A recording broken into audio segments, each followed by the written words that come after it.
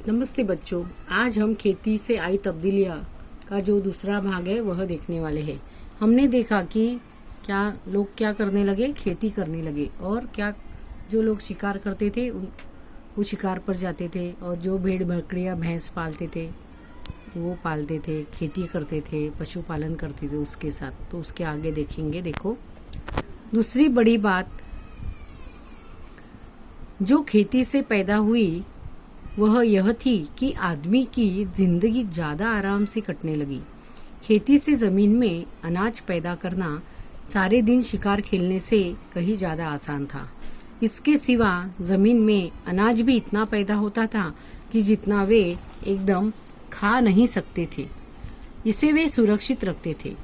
देखो क्या हुआ कि खेती करने लगे, खेती में इतना अनाज एक बार पैदा होने लगा कि वह इतना ज्यादा अनाज पैदा होता था कि एक बार वे खा नहीं सकते थे। फिर उन्होंने क्या किया, वह जमा करना शुरू कर दिया, वो सुरक्षित रखने लगे। एक और मजे की बात सुनो, जब आदमी निपट शिकारी था, यानी सिर्फ शिकार ही करता था, तो वह कुछ जमा न कर सकता था, या कर भी सकता था तो बहुत कम।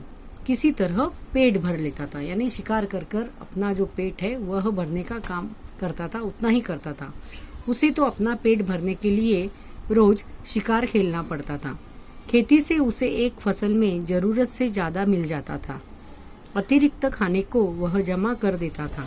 इस तरह लोगों ने अतिरिक्त अनाज जमा करना शुरू किया।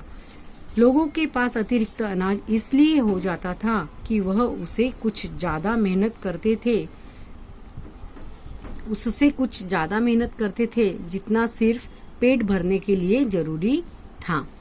क्योंकि खेती यानी थोड़ा थोड़ा अनाज नहीं पैदा करते थे, पूरा खेत भर पैदा करते थे, और वहाँ वो मेहनत करते थे और फिर ज्यादा अनाज पैदा हो जाता था। तो तुम्हें मालूम है कि आजकल बैंक खुले हुए हैं जहाँ लोग रुपए जमा करते हैं और चेक लिख कर निकाल सकते हैं। यह रुपया कहाँ से आता है?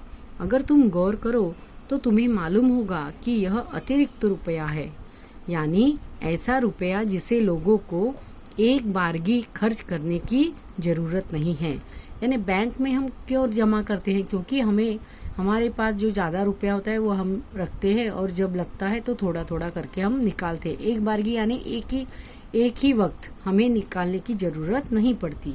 वह ज्यादा पैसा रहता है और वह हमने मेहनत किया हुआ ही रहता है, बराबर। तो इसे वे बैंक में रखते हैं। वही लोग मालदार है जिनके पास बहुत सा अतिरिक्त रुपया है, और जिनके पास कुछ नहीं वे गरीब है। आगे तुम्हें मालूम होगा कि यह अतिरिक्त रुपया आता कहाँ से है। इसका सबब यह नहीं है कि आदमी दूसरे से ज्यादा काम करता है और ज्यादा कमाता है, बल्कि आजकल जो आदमी बिल्कुल काम नहीं करता उसके पास तो बचत होती है, और जो पसीना बहाता है उसे खाली हाथ रहना पड़ता है। देखो, जिनके पास खेती है, जो खेती का काम करते हैं, उनके पास अनाज था, बराबर। वह अनाज ज्यादा होने लगा, वह सुरक्षित रखने लगे, बेचने लगे, उसका पैसा बैंक में रखने लगे। यानी वह फिर जमा होने के बाद क्या होता गया कि खेती से उनके पास अतिरिक्त राशि जमा होती गई और बैंक में। और जो मजदूर जो है, यानी मजदूर का एक अगर वर्ग हम लिया जाए, तो वह पसीना बहाता और कमाता, वह बैंक में अतिरिक्त पैसा जमा नहीं करता था, क्योंकि उसकी जरूरत जो थी वह पूरी नहीं हो सकती थी। वह सिर्फ पेट भर का या अपने रोजमर्रा की जो उनकी जरूरत थी वही पूरा करता था। तो कितना बुरा इंतजाम है। बहुत से लोग समझते हैं कि इसे बुरे इंतजाम के कारण दुनिया में आजकल इतने गरीब आदमी हैं। अभी शायद तुम यह बात समझ न सको, इसलिए इसमें सिर न खपाओ। थोड़े ही दिनों में तुम इसे समझने लगोगी।